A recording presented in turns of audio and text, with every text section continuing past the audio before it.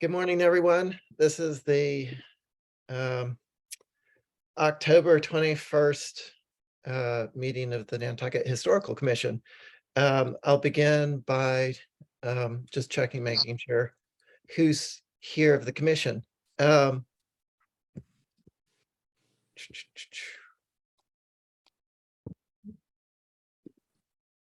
to get a picture of everybody. It all just disappeared. Here you go. Oh, thank you. That helps.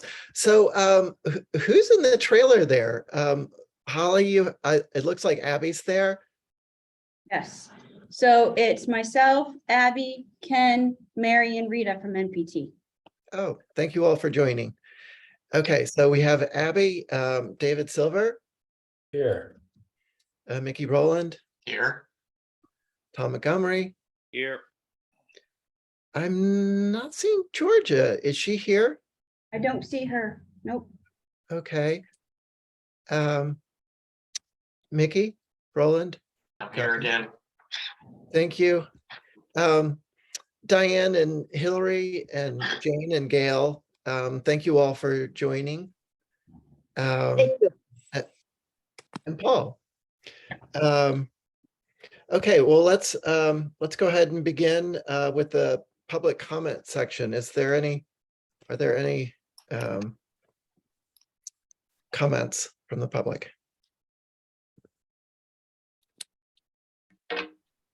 Seeing none, let's move on to the approval of the minutes. Was everyone able to review those minutes? I apologize for the first link to the September minutes not being accurate. Not being available. I move we approve the minutes as submitted. Mr. Chair. I'll second that under, but I have made corrections to the spelling of Holly's last name. Thank So you. I'll update that for all of the minutes this year, make sure they're all accurate and get them on the website. Thanks, David. Thank you both. All in favor? Aye. Aye. Bye. Hearing no objections, let's Mr. Chair, it'd probably be best to do a roll call just because it's in Zoom. okay. So for Tom's motion and David's second, all in favor, Mickey Rowland? Aye. And Tom on your motion? Aye. David on seconding? Aye. Abby? Aye. And that looks like it's unanimous. I as well. So let's move on to an update on protecting Brant Point Light and Great Point Light. Hillary, thanks so much for joining. Can you please give us an update? Yes. Hi, good morning, everyone. So following up on the last meeting, we discussed potential area of significance for Great Point Light, being the association with a nationally significant individual, Edward Kennedy. And we flagged the open question of liaising with the Coast Guard and talking to the Massachusetts Historical Commission about that to get information so that we could then, as a next step, properly communicate a process to the select board. So I reached out to the director of the National Register nominations at the Massachusetts Historical Commission. And he clarified that in fact, that the Massachusetts Historical Commission and the certified local governments are not able to nominate federal structures. His instruction is indicated in the packet that you have is that the Coast Guard has a preservation liaison whose name is Kebby, last name is, it's Kebby, it's in the packet. So I'm really looking for direction or just letting this commission know that it's advocacy with the Coast Guard, which has always been something that we'd flagged. Holly has had some discussions with the Coast Guard about Brant Point. And we haven't had any discussions with the Coast Guard about Great Point, which, as you all know, is the lighthouse that has cracks in the masonry and is in need of repair, but is not designated a historic structure. So at this point, I guess I'd like to hear from the commission what you would like to do next, if anything. My recommendation would be to advise the select board of the condition, the historic or not historic nature of the lighthouses, and request assistance in appealing to the Coast Guard. It just seems that the town could make a request for attention to the lighthouses. And that, of course, would be up to the town to decide to do and the select board to decide to do. But the role of this commission is to advocate for protection of historic resources. And I think that would be the right path. But it's really up to you. So that's my suggestion. Thanks so much, Questions, Hillary. comments? Let me hear from the, or Ken, were you raising your hand? Yes, I was. Please go ahead. I would just like to let you know that town administration has dealt with this and looked at it seriously, and town manager has spoken in a number of times with respect to the chair of the board of selectmen, but the town has no interest in pursuing this at this point in time because the town has no funds with respect to doing it. And based on the documentation that we have just heard about and saw, this is something that is the responsibility of the Coast Guard and not the town. And this is not an area where the town feels that it is comfortable in terms of spending time or energy on at this particular point in time. So I just wanted to give you that as a background. From the town's point of view, this is a matter that we have talked about a number of times over the last several months, and we have indicated consistently that we didn't think it was appropriate to get in discussions with the Coast Guard relative to it, and that is the same feeling at this point in time. So that I wanted to be here to report that in person. Thank you, Ken. Tom? This is not directed at Ken. He's just the liaison from the town. I think that is a completely irresponsible position of the town of Nantucket. Okay. This is an island.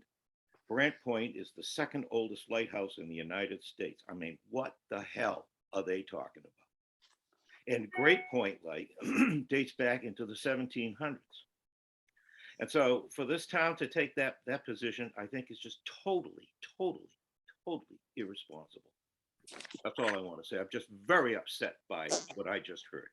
And it's the same thing I've heard from them over and over again. And I think somebody from this board ought to at least address the select board or the town manager or somebody, either personally with a letter or in emails or something, and let them know.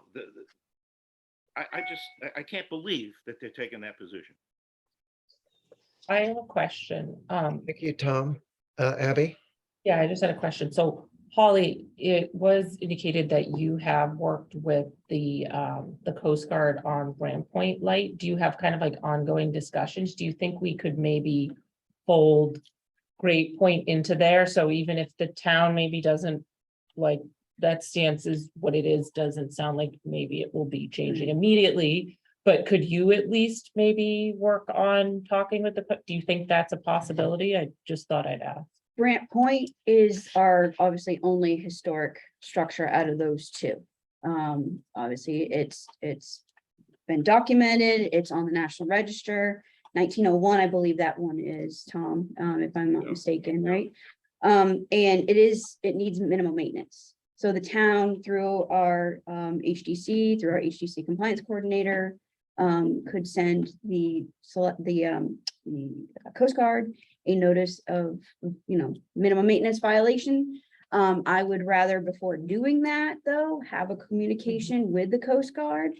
Should, that be something that should be done, and it is advised to do. Because yes, the condition has been discussed, but as a lot of other things that we know at the federal government, things take forever. It would be nice to know, here's this individually, this significant resource people come to Nantucket to see. And, to mention it that way. As far as Great Point goes, I understand. I saw the documentation from, or the email from the National Register person, Ben, at Massachusetts Historical Commission. It's clear that it's up to the Coast Guard to do anything they want, as far as the protection of Great Point. But maybe it's at least diving in from Brant Point's perspective and saying, hey, to the Coast Guard, and then, by the way, what's going on with Great Point? That would probably be a avenue to take. Angus, Georgia, I have a question. thank you for joining. It's good to see you. Please go ahead. Is there any room for private fundraising as a donation to the Coast Guard for the purpose of rehabilitation of Brant Point and or Great Point?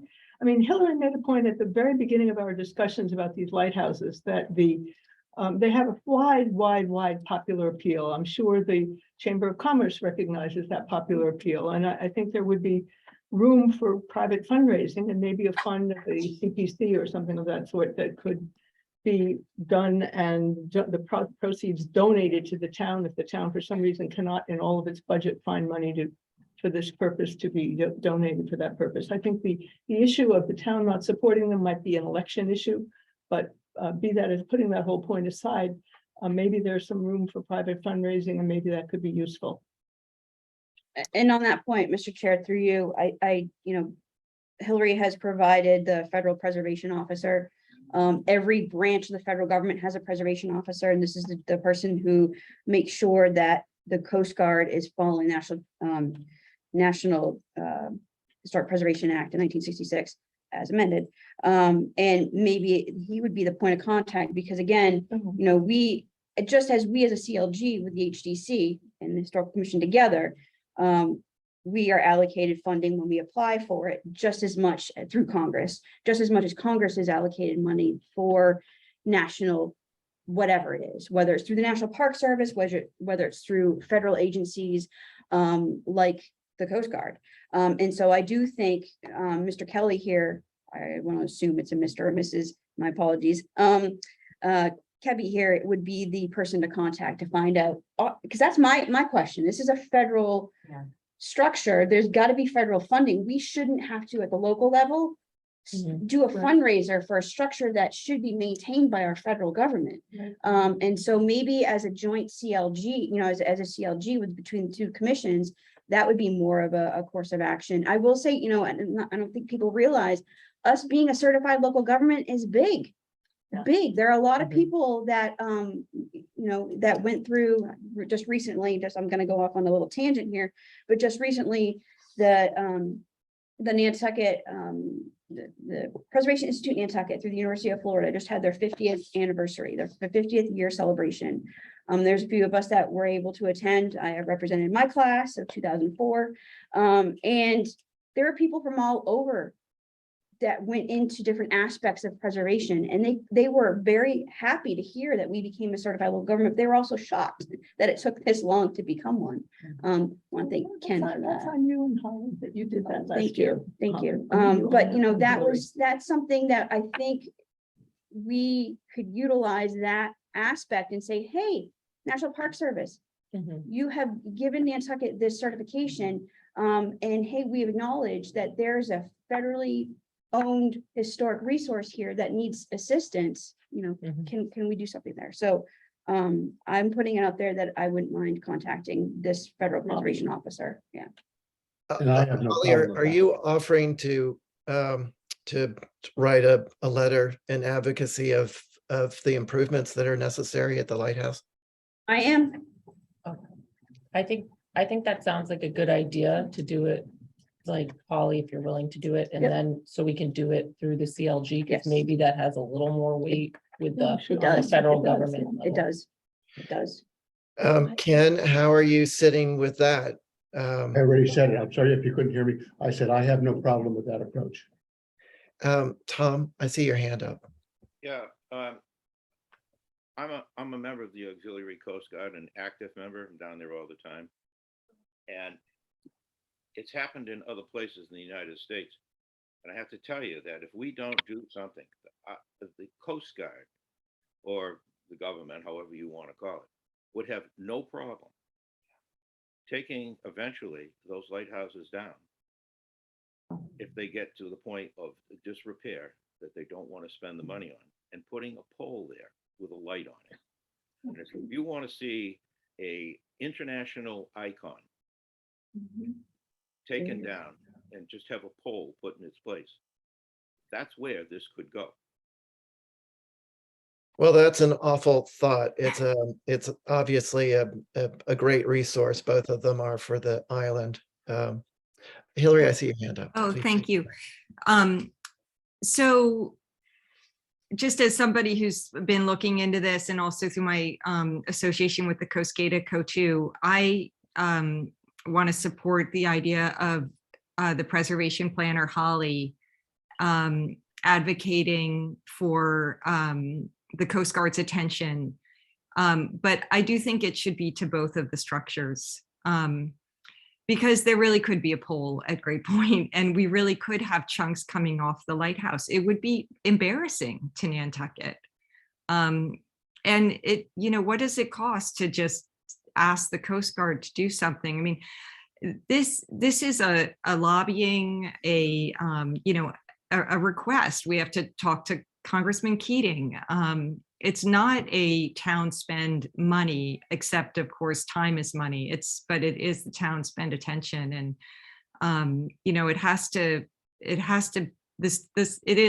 I believe it is this commission's responsibility, or the preservation planner's responsibility, to keep the select board and the town manager informed about threats to cultural resources.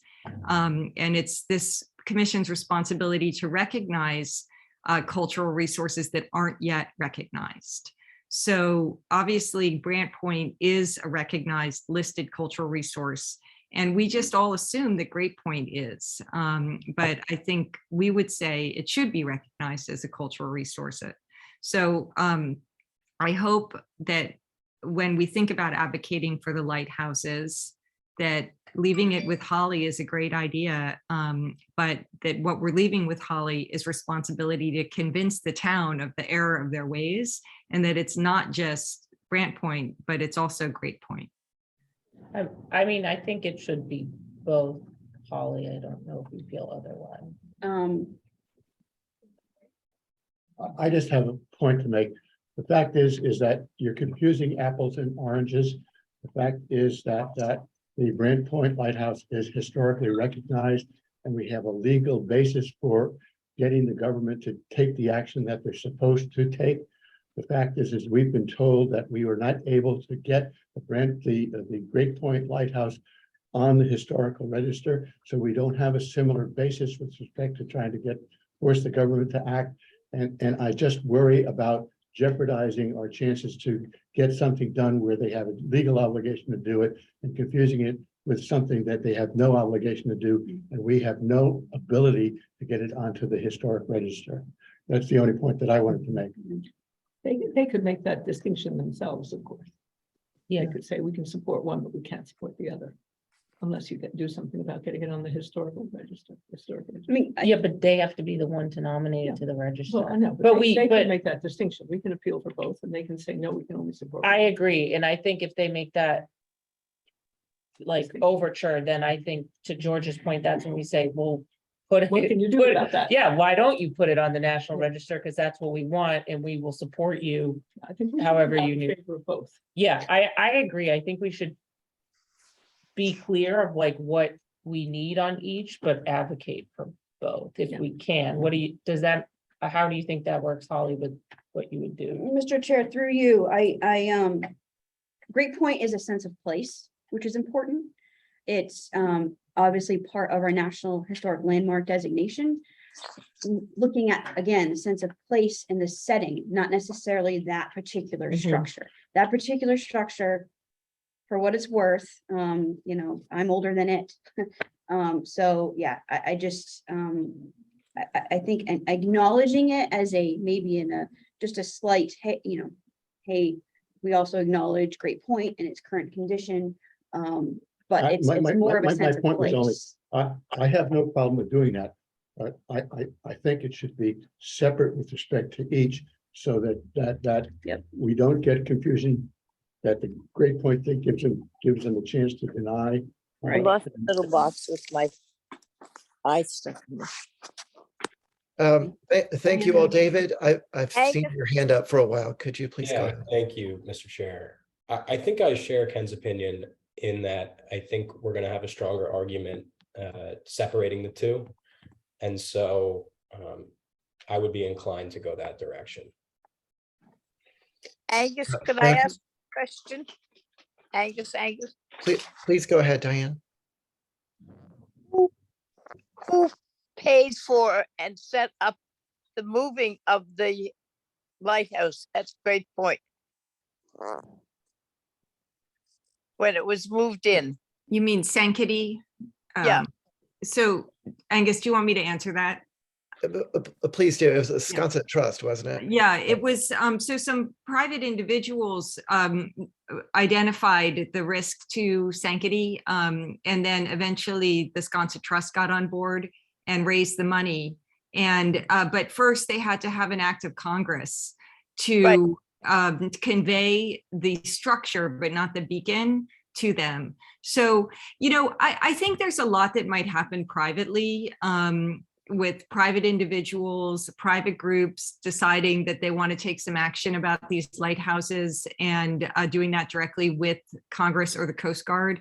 And we're just wanting maintenance, you know, whether Great Point is historic or not. I mean, if it's historic, it's protected, but regardless, it needs maintenance. It's, and we may not love that structure, but if the veneer comes off and it gets beyond the point of being actually be able to be repaired, it needs to be reconstructed. There's no Teddy Kennedy that's going to get $2 million to do that. So we're much better off advocating for the structural repair. And I think all that we're asking is just that the town notify the Coast Guard that these lighthouses need repair. And I hopefully that's not controversial. It seems like Holly suggests it. And I think just leaving it with Holly to advocate for repair of our cultural resources, whether they're officially on this national register or not, to the federal agencies that own them is appropriate. And hopefully the select board will support that too. Mr. Chair, through you, Mary has a comment. Hi, it sounds like that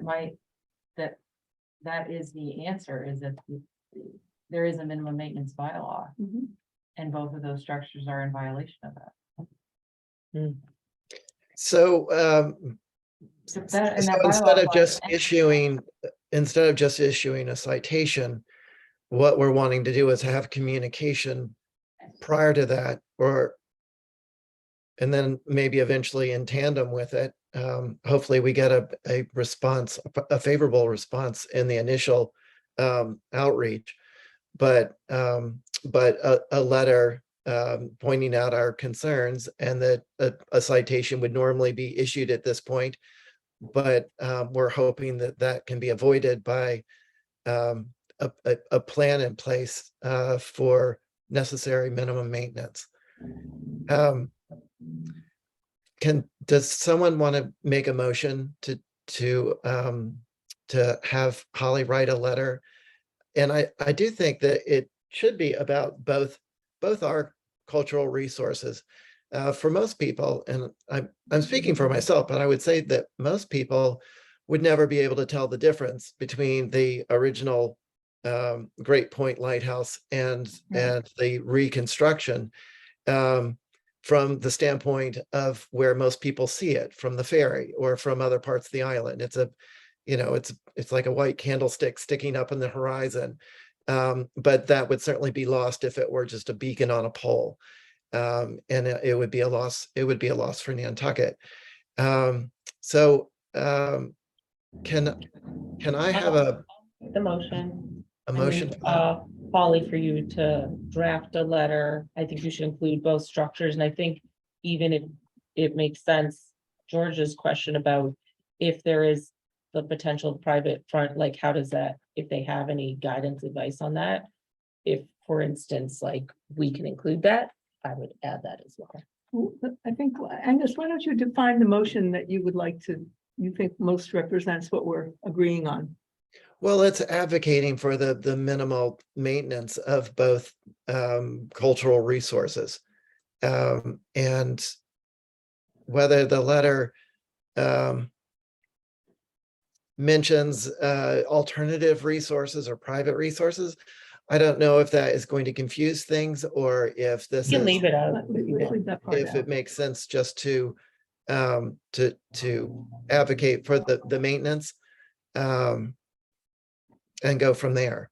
Keep I it would simple, be- I stupid. would be Yes. Yeah, careful that's true. about using the word minimal, because the Minimum is original the bylaw. Great Point Light was a beacon on a pole. Chapter and- Yeah. Yeah, Just say we have maintenance standards. Got it. yeah, exactly. We have Okay, if- maintenance if we refer standards to and that they're at all. not needing it. All right, so I move to include it as such, as mentioned. Do I hear a second? And I'm sorry, who was that? Georgia. Oh, Georgia, thank you. Okay, all in favor, Abby on your motion, I, Georgia on your second, I, David, Aye. Mickey, Aye. Tom, I, and I as well. So Holly, if you could please just share that with me. Or do we do you want to write it and share it with all of us and we review it next meeting, or do you want to just, Fine, that works for November. is that good? And whenever it's written, just share it with us? Sounds good. Thank you. Thanks, All right. everybody. Hillary, thanks for your work on this, and I so appreciate your Sure being thing. with it. Sure thing. I mean, I'm going to be continuing to be involved with the lighthouses, and I'll continue to keep you all informed as things come up. So Thanks so much. Okay, so we'll move on to discussion of the citizens article concerning the HDC. Diane? Thank you for joining us. Would you like Here I to am. speak on that before the commission? Well, Mr. Chair. Yeah. Ken has his hand up first before Diane starts.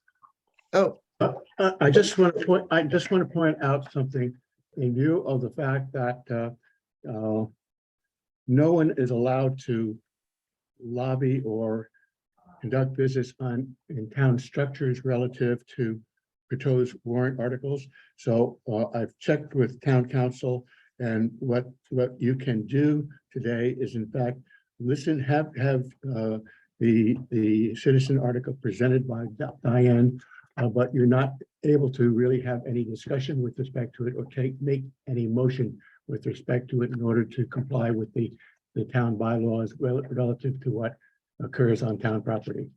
So- What does that bylaw say exactly, Ken? Pardon? What does that bylaw say exactly? We can't lobby? Well, the fact that you're not supposed to engage in anything on town property. Anything? Well, with respect to trying to convince people to vote or not vote. Okay, I'm with just respect- asking what the language is. Not trying to convince anybody of anything. I was going to say, You want to limit the discussion, but I'd like to know what the limits of the discussion are. Well, the fact is, the thing is that basically you can discuss it, but you can't make take any action with respect to it, Okay, thank you. Okay. We can discuss it. Yep. Okay. for sure. I'm not trying to, No, I'm just trying to understand what you said. Yeah. okay. thank you, Ken. my Please my go only ahead, Diane. comment to that is no wonder nothing happens in this town. We're not preventing anybody from doing anything all anywhere bunch of else except on town property, Tom. It's just, if I may, Mr. Chair, I believe it's very similar to when you're going into, say, the school to go vote. You can't have people on the premise to advocate and say, hey, vote for this, vote for that. You're not supposed to do that. I think it's in the same regards. So, Exactly the same thing. sorry, your turn, Diane. Okay, all I'm trying to do is, this is not for the discussion of the citizen warrant. I have to go talk to John, the lawyer, and I have to set this all up. So there is no trying to convince you to vote for it or against it or whatever. I was just saying what I'm doing. I have to present a paper to the finance department. I have to do one down at the town clerk's office. I have to email all this to Erica so that she can go onto it. And I have made an appointment with the town lawyer. So what we are asking for is to have the advisory committees. We are asking the Board of Selectmen as the HDC to reinstate the advisory boards right as soon as possible. We are asking them to review in their discussions that the HDC be removed from Plus and made its own individual commission as it was back 16 years ago. And when we were set up, it was an individual commission with the people who worked with us were people that worked with us and not any other department.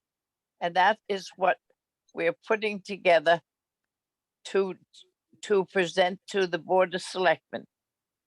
The other thing may or may not come up.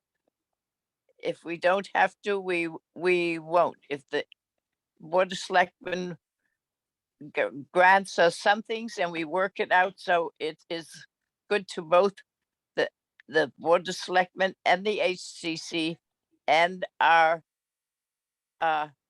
people that we service as far as approving their requests.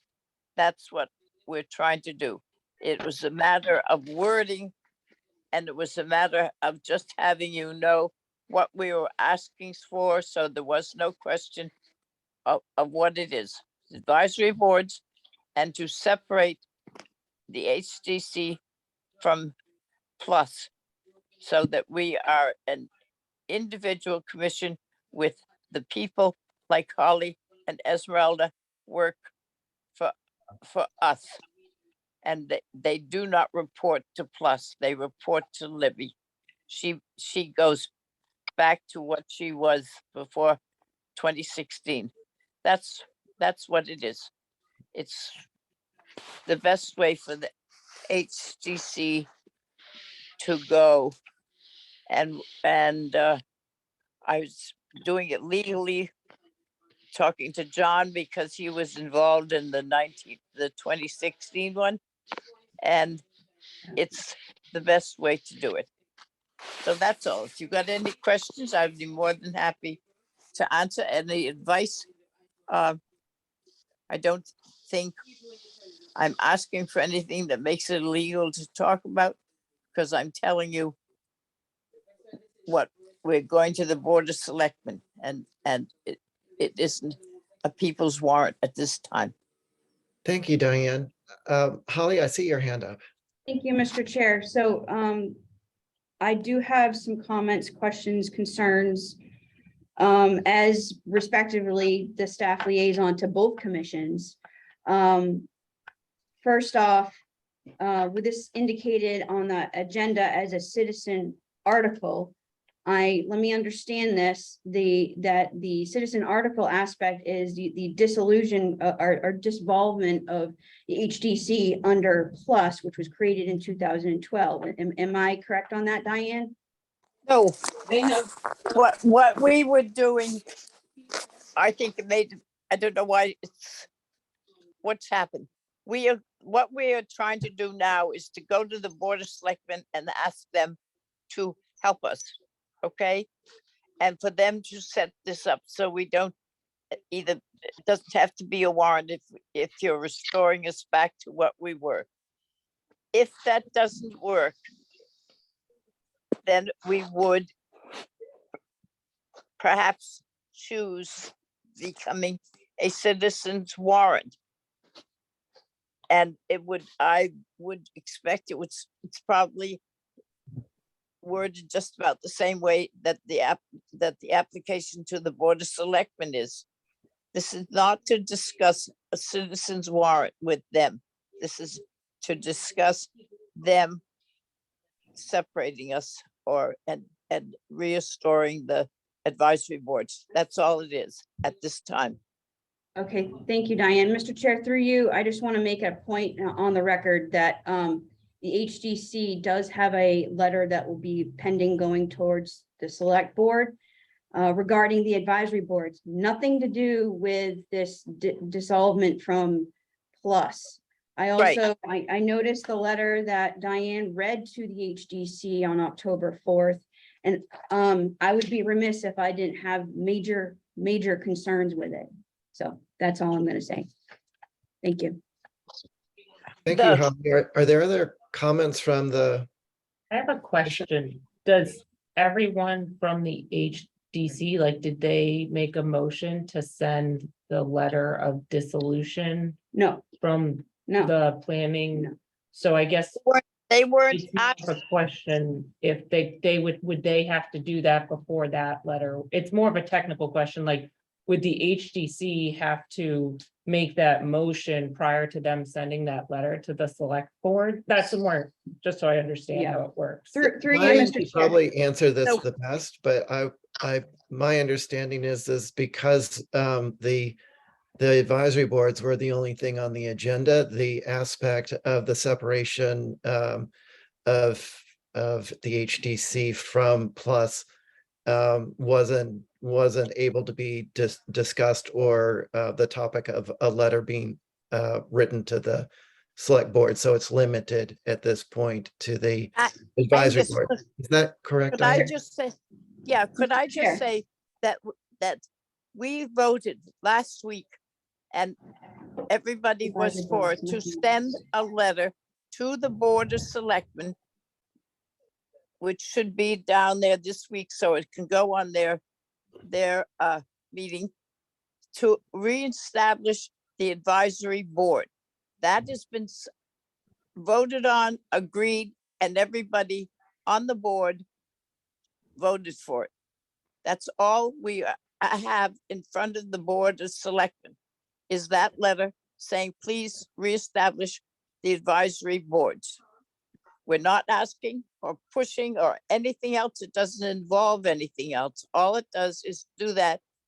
And every voting member on the HDC voted for it. And it should be in their hands by today. Point That's all. Yeah. Through you, Mr. Chair. Point of clarification on that, and we have our HDC compliance coordinator Esmeralda on, she can confirm this, but the HDC voted for the draft letter specifically about the advisory boards to the select board. And that's going to be on next week's agenda for them to adopt. Good. That's my whole point on this is, although this letter was presented to the HDC is really only taking up the issue about the advisory boards, and I wanted to make that crystal clear. Right, me too. That is Make- correct. Couldn't think make that- it clear. I think that's clear. Thank you. Are there any other comments, Tom? Hillary? I was just gonna say that I'm a little bit confused still, because what I read yesterday, I think I got it, was Diane's proposal, which I completely agree with. It sounded to me like they also wanted to be severed from Plus. And am I wrong about that? And that's what I want. I need some clarification about that. I think that's Tom. That was why I was also confused, is that's what I feel like that's what this is saying, but it doesn't sound like that's what they're presenting to the letter. Now, what I'm hearing now, exactly. Thanks, Tom. Hillary, do you Oh, want to say Well, something? I wanted to give Diane a chance to answer that, but I did want to participate in the discussion. Diane, did you want to answer Tom's question? Yeah, the one that we are doing, the letter that we are going with at this moment is to reestablish the advisory boards.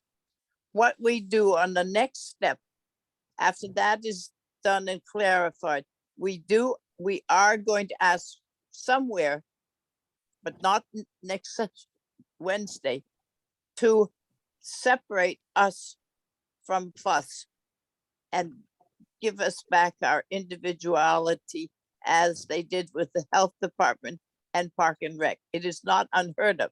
Each one of those departments are now freestanding commissions, and that is what we would like to do. But we are not doing it on this letter. It will be further discussed with the HDC, pinpoints will be made, and at which time another letter will be formed. And it will go to the select board, and in its failure to pass the select board at this time, it will then go on as a citizen's warrant. I don't understand the confusion. We're trying to follow every rule. I dealing with John, the lawyer, at all times. So I'm guided by what he says. That is, and I wouldn't do anything that he doesn't want. We need to do it legally. And so it is in the rules and followed. So I hope people Thank you, Diane, understand. for the clarification. So I make a comment, Angus, thank you. So just in terms of getting some, I think there's an opportunity for this commission to advise Diane or comment to Diane or clarify for the public the issues. And it's complicated because there's this advisory board issue, and then there's also just overall plus. And, you know, I have spoken with Diane a bit about this. And I think the concern that she has, and Diane, I don't want to speak for you, so chime in, but I think the concern that she has as a long time serving commissioner is that the HDC requires the support of an HDC administrator. There's always been an HDC administrator, and now there's a terrific team in the form of the compliance coordinator, Esmeralda, preservation planner, Holly, but there isn't an administrator with architectural training and sort of department head capability. And I think what Diane is saying is that the dissolution, abrupt dissolution of the advisory boards, with Angus and Mickey being members of the advisory board, so you can weigh in on this, caused the HDC to focus on how much they were depending on those boards for support, and just the continual ratcheting up of pressure on the HDC as a volunteer group. And so what could the HDC do to get back to what it used to have, which was an administrator with the necessary credentials, and a team, and also just a private space, like a meeting room, a table, a dedicated staff and its own area. But I think if there's the opportunity to have a conversation here to advise Diane, let's take advantage of the fact that, we have Holly, who said she had a lot of concerns. I don't know if she's open to elaborating on that. We have Angus and Mickey here, who have a long time experience interacting with the HDC, who could potentially comment. So I think there's an opportunity for everybody to advise Diane, and an opportunity for this commission and the HDC to work together to solve these governmental problems. thank you, Hillary. Angus, Mickey, please go ahead. yeah, I mean, to me, it sounds like we're talking about at least two, but maybe even three different topics here. Yep. One of them being simply the advisory boards. and getting the select board to reinstate the advisory boards. I think that's what we have on the agenda, on our agenda at the moment. And I think that's a fairly clear, relatively small issue that I don't think anybody's going to be too concerned about. I think we all want that. Mhm. Then the other topics get involved in separating from plus and adding on more staff. And those are probably the ones that really do, you know, the HDC needs to be really on board with this. And I'm not sure we all know exactly where the HDC stands on that. So, you know, maybe this is a little premature for us to be discussing those other two topics. And I mean, I think it's a good discussion. We need to be involved, and I think we all want some, you know, like I'm in favor of most of what we're talking about. But for the moment, I think we're just talking about the advisory committees, and maybe that's what we need to you know, focus on at the moment and get on the agenda perhaps for the next meeting, the next topics. Thank you, Mickey. I agree. Please go ahead, David. Yeah, thank you. I was just going to say that it sounds like the HDC's drafted this letter and sent it off to the select board. So for the purposes of what's on the agenda and the historical commission, I would say that we're in favor of that letter. And I guess we'll just tune in next week to watch that discussion unfold. As far as the other items that aren't on the agenda, I would kind of share Mickey's opinion in saying that these conversations feel a little premature. Georgia? Yeah, I guess when I think about Diane and the warrant article, I'm always thinking about the second part of this, the HCC being removed from PLUS. And I think that's what she really wanted to address here. Maybe I'm mistaking what Diane said. I think we're all behind the idea of reinstating the advisory committees. But the real issue is, should HDC be under PLUS? Do you all think this is premature to discuss? Or is this what Diane wanted to bring as her major point of the warrant article? I think our concern is we wanted to discuss it once we knew that the HDC had aligned on it and like made it, like if they're going to propose a separate letter, that's fine. But I think that the thought for us as an organization is that would be when we would discuss it, because like we don't even know if they're all aligned on it. We don't know how, Yeah, like Diane, Diane, do you know how the HDC feels about the PLUS question? Yes, Can I Yes. just interrupt for a second? Sure. I do feel like what is on the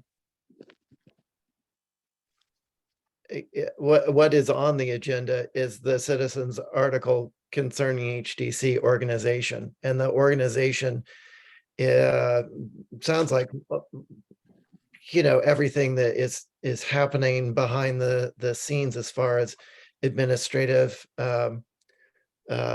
work and review of the applications and all of that. So it's, to me, that's more than just the advisory committees. But Diane, please speak to the topic. no, it is in two sessions. One is getting the advisory boards backed up. We have asked, and the letter's going in, and we're waiting to see what they do. The second proposal will be to them again, that we are asking for the separation from plus, and the reasons that we are asking for that. And that will again go to the select board with having gone through the town attorney. That will be the second thing that we will do. And in that second letter, it will say what we would like to see for the separation of HDC and the necessity Yeah. separated from plus. Then Mr. the Chair, third thing, sorry, Diane, I just need to make this very point clear. And maybe Ken, you can maybe explain this to me, but the concern of what we have on the agenda where it says citizen article concerning HDC organization. I would think an elected official such as Diane would bring this to her commission first and foremost, and not be a citizen warrant article. And from my understanding, and I go to 99.9% of all HDC meetings, this specific topic has not been discussed.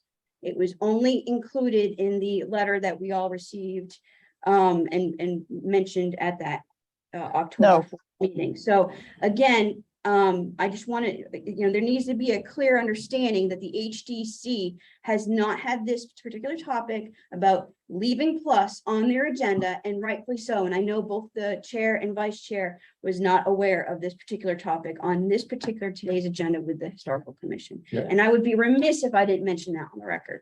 And the This- fact that there's actually nothing for us to discuss, because in fact, Diane, in her earlier comments, indicated that there is no article that has been drafted, Correct. and that she is working on crafting the language of the article. So there's nothing for us to discuss, because there's nothing in front of us with respect to what might be proposed by the HDC or by an individual citizen. Correct. Okay. This has been, this point of separating from plus has been discussed. When we had a packet I gave out to every member, and it lists what we thought would be good to apply for the separation, and what what each individual commissioner felt about it, and to get together. We were supposed to, excuse me, could we, Go ahead, Diane. Sorry, Diane. we are supposed to be on the, we thought we were going to be on the agenda last Tuesday, and we were not. I have asked to be on the agenda this coming Tuesday so that we can do that. Otherwise, we will have to do it next Tuesday. This has been discussed fully. I have gotten notes, I have got notes to hand in with the paper, and I am doing it because everybody else is very busy. I am not doing it because I am the kingpin here. I am doing it because we are a board of 5 and 4 of them are architects. So I've had Abby, who has not been well. That's why I am doing it, because I have the time to put it together and to work it and to work on it. So I don't want ideas put through that really are much more complicated than what I'm thinking. I am doing what I have been asked to do. And they would like 4 of the selectmen for sure, and the 5th one said they didn't have a problem at the moment to go and ask to be separated. Ray may not have known what it was that it was going to come up today, but he is certainly know that has been part of the conversation, or whether we should ask for separation. He certainly was for it in 2016. So it's no punishment or anything for anybody. It's that we need to we do such a lot of work that we need the time and the knowledge of historic backgrounds that we need to work with. And it's very important. We had Mark Voice, who we had John, we had 4 very good people who were educated in the restoration and the remaining of historic buildings. We're not saying anybody should be left out that works for us now, because they're all very good. but we need not to have stuff run through another board. We would like to do it with the Board of Selectmen. Diane, thank you for sharing your concerns and the logic behind it. And I think those who are familiar with the HDC process and Right. Decades of experience with them and daily experience with them are aware of the concerns. Right, that's all. Is there um, anything of the commission that you're requesting? Your commission, I was requesting, first of all, I wanted everybody to be clear what we were doing, which was obviously needed some help. And I want you work with historic buildings in a bigger place than we do. We're the specific building. You're the whole atmosphere of the buildings. We wanted to have your advice, your thoughts on that this was important, that it's important for the island, and what you thought was a good way to do it. We were trying to get as much background as we could to put it together to make a sensible application to the Board of Selectmen. Well, I think it's advantageous to everyone who has a connection with Nantucket, but certainly for the historical commission to be supporting anything that makes the HDC the best possible that it can be. Right. And is there anyone who would like to comment on that from the commission? Well, maybe are we just at the moment, if we're just talking about the advisory boards, are we considering just sending along a letter to the select board supporting from the NHC supporting the concept of reinstating the advisory boards? Didn't we already send them a letter advocating for that? In the very beginning, when this first happened, we wrote a letter and sent it. So I know that they're aware of our sentiments. So Mickey, though, I think to your point, maybe is the thought if they come up with a second letter that they're going to send to the select board, maybe that's where the thought is, are we going to send one in support? I mean, that would be my understanding, but I think similar to what you mentioned earlier, but we really would need to see that letter in order for us to craft if we were doing something in support. I agree. Well, Right. Diane is our, this, I guess it's coming up to the next select board meeting, the concept of reinstating the advisory boards. And I think, I know if we've said it in the past, that's great. But if it's coming up again as a topic for the select board, it wouldn't hurt to reiterate our support of that concept from this. Yeah. Do we have a copy of the letter that they're going to present to the select board on the? Again, through you, Mr. Chair, the letter has been in draft format Okay. because that's what they voted for. It'll be on the agenda for next Tuesday for the HDC commissioners to endorse.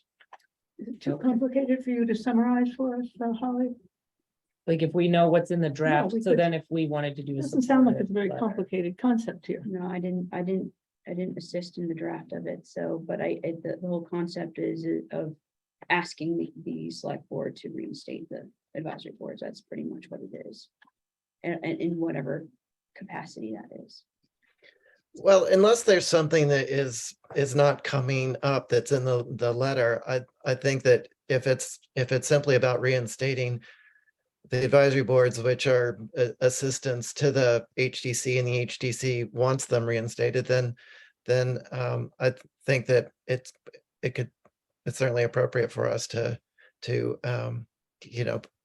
put in our vote of support if that's what we choose to do. That was our stance from the beginning, but That we would fellow appreciate. commissioners, what Yeah, would telephone. someone like to The- make a motion to The- just send a letter in favor of the The remote control. HDC's letter?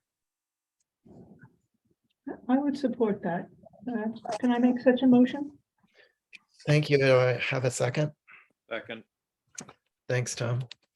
Um, all in favor, David?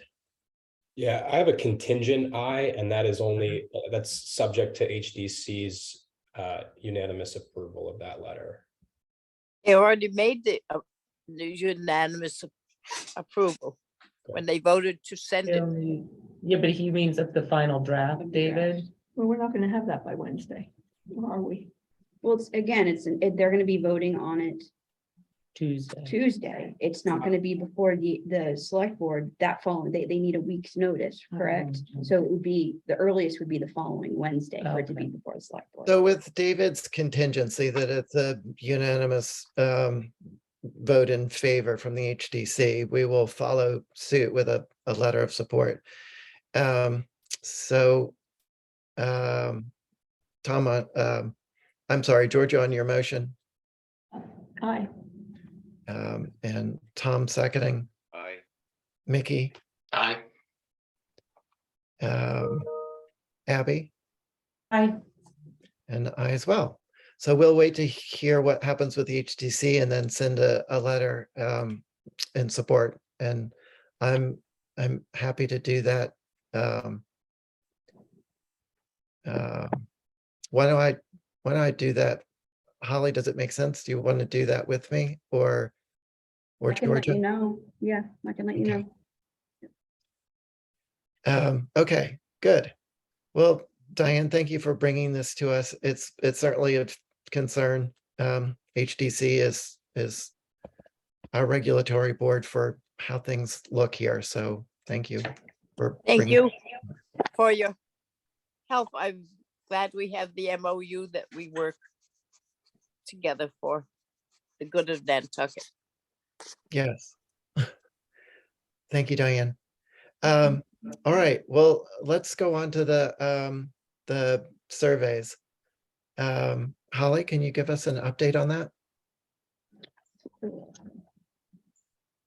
Trying to bring up the documents for everybody, so bear with me for a second.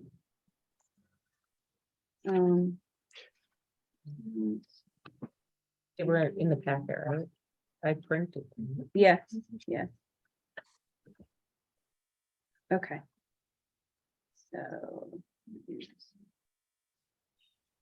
So first, the topic of the island-wide survey plan. As you know, we've been working on this diligently with our consultants, PAL. They have provided their report. It was reviewed by MHC. I gave comments as well. So this was their going over the outline. So again, remember, this is going to be our plan moving forward on how to survey the entire island for our cultural resources. So it gives the methodology, your priorities moving forward, between what the definition of a moderate or high to moderate priority, a low priority.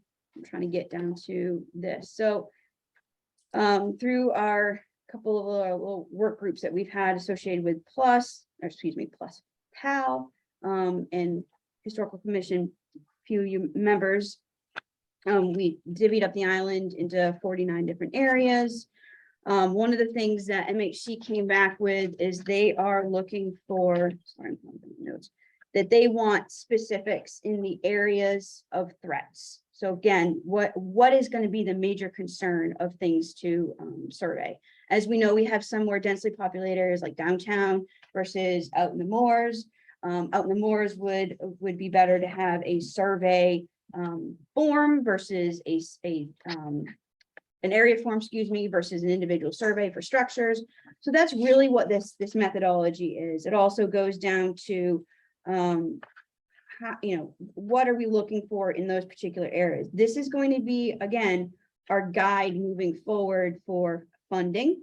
whether it's through any local funding, whether it's through the state, through our current MHC funding, which I hope we continue doing. This is the map that sorry, bear with me, I'm using no mouse on here. So this is the map that we worked with. Let's do this. One thing that was different in this report that I wasn't really aware of that I brought to Pal's attention is they divided, not only do we have these 49 areas that we all came up with their assistance, but also then they have these regional areas. So you've got central north, downtown, central west, northwest, south, central east, and northeast and southeast. I think that helps geographically, but you obviously from a density perspective, that's where those particular areas are going to be important. Here's a close-up of all. This is what we want to see for the entire island, and I'm going to be so excited. So all these little triangles represent any current MACRIS surveys. So as you understand with our surveying work, for instance, our fish lots, which is not shown on this map, but that's once MHC approves those are going to be on here. Now that we're moving forward with this next fiscal grant, which PAL has been signed on to, the contract was signed by Oh, they did get it. yes, we did. We were able to give it to PAL. We did have 2 applicants out of that bunch. I just want to give a notice to the entire commission here that the Attorney General for the state has given a little more specifics to MHC on how we go through the procurement process. This was the first time when we actually had to look at their funding as a bidder, low bidder, and we had to go with the low bidder. The low bidder at this point said, sorry, no thank you, overwhelmed, which was actually a blessing for us because we were able to continue with PAL. Nothing against the other applicant. I actually spoke to her references and they gave nothing but awesome things, but we're concerned on her being a little overtaxed, if you will. So needless to say, we're going to be starting off with PAL. Again, continuing on, which we're very excited on. So they're wrapping up this survey plan, which is going to feed into obviously that next fiscal year contract that we have signed, sealed, and delivered. And they're going to be looking at obviously the Brant Point area that we all decided on. So my point of bringing up this map that they put in this report is these are all the existing MACRIS surveys. Our lovely 1989 effort that that the town of Nantucket did. Of course, there are plenty of surveys that as we know, that are available at Plus that haven't necessarily been put in MACRIS. So this whole survey effort is also going to take that into play. We also know there's surveys on this particular area. This is the Brant Point Cliffside area. We basically have asked for them to do in this next process 140 from here over. But there's surveys that are on record that not necessarily indicate whether or not that structure is demolished or not. So this report was done to summarize how that survey plan is going to be. Substantiveness, there are some comments, questions that MHC provided. What's really important for us to talk about today is the outline for this report. Angus, you saw the email that Ginny had sent. She wanted to know if I recommended any particular photograph to put on the report, and this is what I provided. I hope the commission feels that this was a good choice. This is Ewer's, I think 1860s map. I can't remember at the top of my head. But why I chose this is because it's when you zoom into it, it gives a lot of historic descriptions of these areas, which obviously are going to feed into our overall report anyways that we're looking for. But it also includes Tuckernutt and Muskeget, and we would be remiss if we didn't include Tuckernutt and Muskeget because they're a part of the NHL as well, and we would plan on doing the surveys over there as well. So I hope you guys like this map. As you can see, it has a lot of detail of historic areas. a lot of obviously our Native American names. So Ginny was ecstatic. She's like, that's perfect. That's great. So she liked I it. think it was a great recommendation, Holly. Thank Yeah, you. I do. too. Thank you. You know what I like Um, about that map the best? I have the map myself. It's got Wawinnet, Winnacamac, Top Dot, Yes. everybody else, all the other sachems, the big guys, territories. I think that's kind of interesting. And that's that overlaidness that I would love to see played in. That's kind of where I was kind of geeking out with my first initial comments or conversations with Ginny and her team about the fish lots, because it wouldn't it be so cool to have that superimposed with the current roads, and maybe that's something that, you know, down the road we can work on. But yeah, it's a great source of historic information. But the table of contents, obviously they're going to be filling this out. They're going to have their names, the town of Nantucket, and their acknowledgements. Ginny wanted you all to basically bless this outline, if you will. This is very boilerplate, very particular of other locations that they've done survey plans for. Your curtain threats to historic resources, your significant period themes in Nantucket history. I will notate, you know, again, NPT through CPC fund was able to update our NHL nomination, and that's fantastic. And that is a document that has been used for this survey plan through and throughout. And one in particular is, let me see if I got that. I might not have that in here. Yeah. One in particular is the actual update to the data. So PAL had to, you can see here, the NHL data annotated and sorted. They have been working on that 300 and something page Excel spreadsheet with my very small assistants on selecting all the structures that predate 1975. And we all know why we go to 1975, because our period of significance goes up to 1975. Although there are structures that have been specifically annotated that might fit in that time category, but are actually not included. Give you an example, the Venturi homes. Obviously, those structures built by Robert Venturi do not meet the local district of significance, but obviously they are on a national level. So these are the appendices that they're going to be providing in the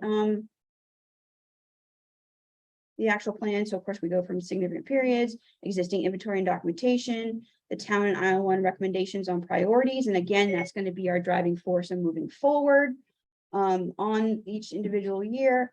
And then our overviews, their overviews of recommendations and the action plan itself with their bibliography, which that bibliography is what we helped them create with all the documentation. Those are also what you see on all the Form Bs. So that's where we stand with the survey plan. Also with this particular project, also included the fish lots. The fish lots, all those comments that we provided to MHC, in addition to comments that I received from MPT and comments that were sent to or from MHC to PAL on the Form Bs for the fish lots. They are incorporating them and will be receiving the what they call number system. So when you go into Macros, you see the NAN dot, whatever dot, and also for people who follow HDC on a weekly basis. If you ever hear me say this is HDC survey, I also include the NAN. I don't say it, but I include it on my report to the HDC. So there's that cross-reference as well. That's where we stand on that. These units are it's a lot of data. And that was one of our MHC's comments, as well as mine, is want to be able to have this data in here because it's one of the largest survey plans ever to go before the MHC, rightfully so. But to have it so it's a little more tangible, user-friendly, because right now a lot of that information is just data in a form, if you will. So they are working on that. So you all are okay with that survey plan outline? Yeah. Okay. Mhm. I figured you would. Let me get out of this. So, and then, obviously the current survey work, once we're looking at closing this up soon. Supposed to be, communicating with Ginny here shortly about where they are on that, but it'll be within the next coming weeks. And then as soon as that's done, and I'm working on the reimbursement aspect for the town, obviously this was a 50-50 reimbursable grant. Our current grant project, I know Ginny will be providing us her proposal as far as moving forward with Brant Point and the Cliffside area with all those areas that you all helped me assist and put that together. And they'll be hitting the ground running, and they'll give us a timetable of when they'll probably be coming to Nantucket, do what they did before with their cognizance survey of the fish lots. They'll do that for Brant Point. So I'm sure I'll be in touch with Ginny on that. And then I wanted to just remind the commission that the next fiscal year, 2023 funding from MHC through Congress allocated to CLGs, of course, 10% required, is the next phase. And that one is actually coming up within a month. So if there's anything that this commission is looking to go towards as far as outside, like for instance, my whole thought process is to continue on Brant Point. And looking at where the MHC had guided us on for this grant, which was 140 surveys, with that $20,000 that we've asked for, which is actually a $40,000 project. I'm thinking about the same amount. So continuing Brant Point. Does this commission have any other locations that they would rather look towards after that? If we only get to say 100, we want to start another location. I think that's where I would like to get your direction on that. So I leave you with that. Thank you, Holly. Comments from the commission?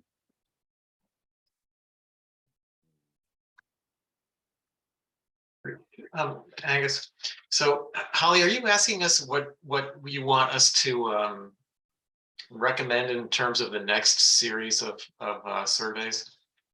Yes, so as it's indicated in the survey plan is really gives us that guidance. But if you look at the survey plan, it is, and I'm gonna get up the report.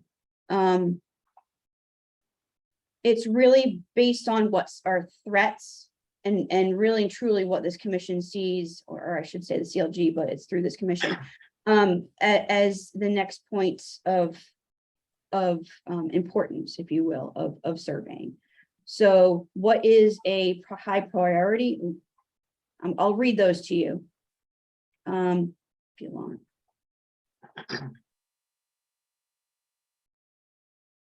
Sorry, this is difficult. If you use the hand Yeah. instead of the arrow. You had them there a minute ago. All right, here we go. So villages of Sconset, Walwinet, Quidnet, Madcare are a focus of changes of buildings, and therefore we recommend as a high priority survey. There's that. All the coastal edges of the island exposed to the sea and threatened by sea level rise, erosion, and extreme weather are therefore recommended as a high priority. So again, these are pretty much what we went with through anyways of going towards Brant Point and seeing some of the changes.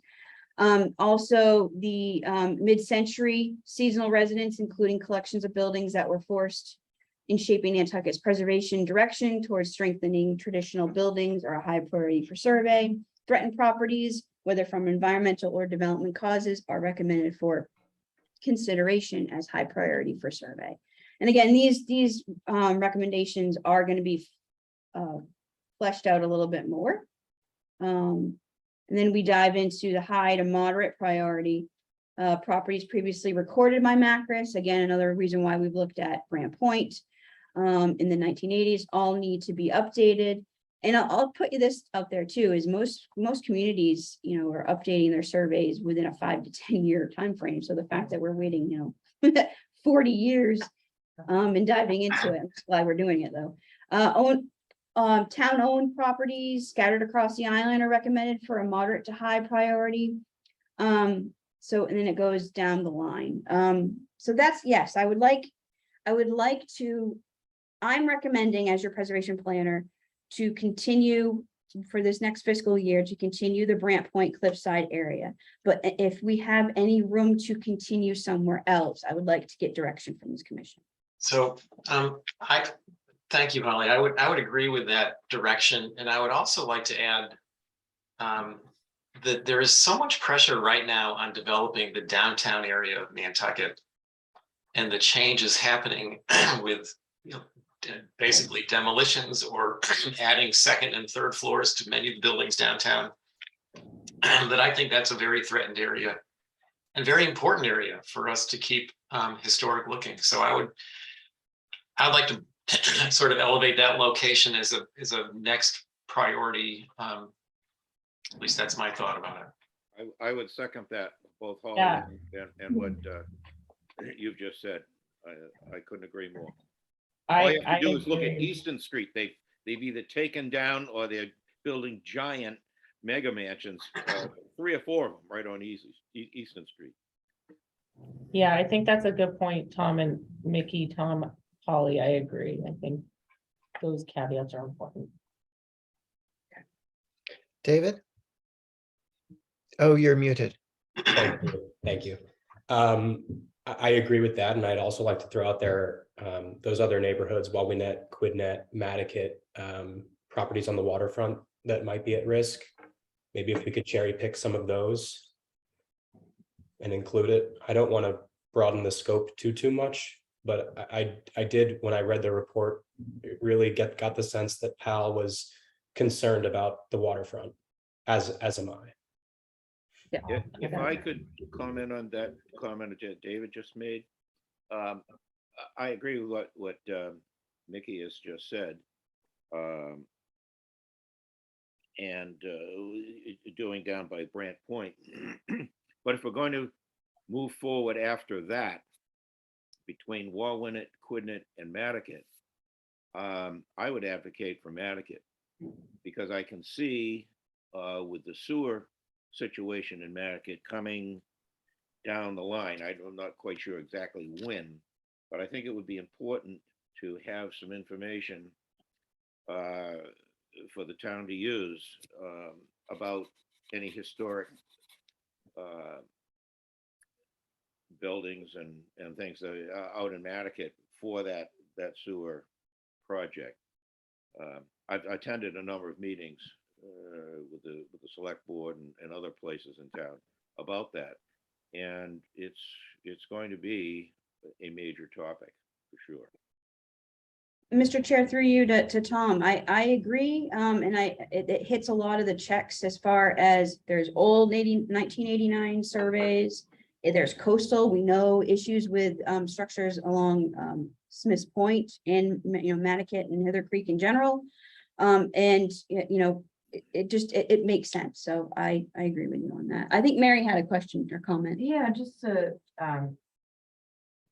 it all sounds good, and also to say that Quidnet in particular is one that I think is threatened because that land is owned by a relatively few number of people, own most of the properties in Quidnet. And as those properties pass out of their owners who've owned them for a long time, I think you're gonna see more development pressure. Agreed. It's such a remote spot too, that there's probably, relatively little knowledge of it. It's not like downtown or Sconset or Matticat that people, sort of regularly go through. Any other comments about priorities? Well, I was going to say, relative to what Mary just said, with the other two specific areas of Quidnet and Wawinet, like you said, there's such few properties along there between Quidnet and Wawinet through Squam that I would, when we get there, recommend we do both of those at the same time and include that as one whole segment. And I think we could, that would really help that map situation that we've got, which we created. I don't think I mean, well, I don't really know for sure, but I think there's probably less, if not as many as there might be down in the Brant Point area. So I don't think it's that big a deal to incorporate both of those at the same time. I mean, up to what you want to do. That sounds reasonable. If there aren't further comments on this, I just want to make sure we've got enough time for our next part with the lights, and thank you all for hanging in there. Now you get to see what our meetings are like. Welcome. Gail, would you like to begin? Sure. Thank you, Angus. So I'm Gail Walker. I'm the founder of Nantucket Lights, which, if you haven't heard, is a grassroots citizen advocacy group exclusively dedicated to combating light pollution on Nantucket and advocating for environmentally responsible outdoor lighting to preserve our dark skies. And I really appreciate the opportunity to talk to you today about LED streetlights, which is so important. LED streetlights offer a lot of advantages, no question about it. They're more energy efficient, require less maintenance, last a really long time, and can be dimmed and put on timers, unlike our current HPS streetlights. However, LED can also emit a lot of blue light, which, as it turns out, has a lot of negative consequences to wildlife as well as humans. In September, Nantucket Lights held a public forum all about this. It was called The Dark Side of Light. And I encourage you to watch the recording of it. I sent the link to it to Holly this morning, and she'll be sending it on to you. There's also been there's been a lot written about the harm from light pollution in the media recently, and I encourage you to read some of those articles. I sent some links to Angus to share with you, and hopefully he has done that or will do that. But the bottom line is that LED streetlights need to be chosen very wisely to avoid the adverse negative impacts. In terms of historical preservation, your area of concern, one really significant downside of LED streetlights is that they have the potential to increase the sky glow that makes it harder to see the stars at night, putting our heritage of dark skies at risk. And I hope you'll agree that preserving that heritage is an important part of historical preservation. They also have the potential of destroying the historic feel of Nantucket by being too bright and too white in color, because they come in a broader range of color than HPS streetlights. And my guest expert is going to explain all that to you in a few minutes. They could also reduce the number of pollinating insects that make all our beautiful flowers possible, and the number of fireflies that contribute to the magic of our nights. So there's so much at stake. The good news is that it's possible to have LED streetlights, including decorative streetlights in the historic styles we have now, that are dark sky friendly and that don't have these adverse impacts. I've invited Jane Slade, who works for a company called Spec Lines that represents several streetlight manufacturers, to explain how that's possible, all the ins and outs of that. She's prepared a short PowerPoint presentation, so she'll need you to have to be able to share her screen. And after her presentation, we'd be happy to answer any questions you have. Thanks so much, Gail. Please help yourself, Jane, and Holly, if you can facilitate that. Thank you. Yep. Jane should be all set. Okay, great. Thank you so much. And can everyone see my screen, which should say dark sky lighting techniques? It's coming in. Okay, great. So it's so great to be here with you all. My boss, Paul Meller, is also here in the blue shirt. He's in the corner for me. And so we're just so happy to be here. And I just also want to commend you all for taking the time in your meeting to address the importance of lighting. It is such an important aspect of how we live. And so it's really important to make space to bring in information for new ideas and how to light. And you guys are doing that. So we really commend you. And it can be tricky, but that's why we're here. We're here to help. So with that, I'll get started. And so what makes dark sky lighting different? And this is actually a graphic that Gail had shared with me.